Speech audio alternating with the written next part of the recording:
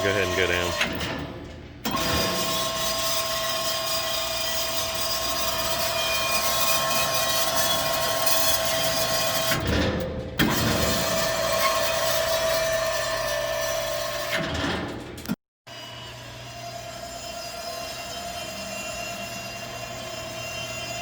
So this is directly wired into the drive, the motor, over to a VFD to turn it on, and Cody's going to come swap 2 leads so he can spin the motor the other direction to get it to come back down.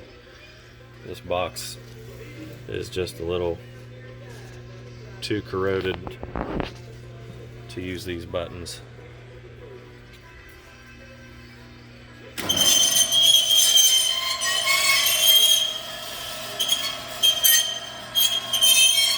Needs a little grease.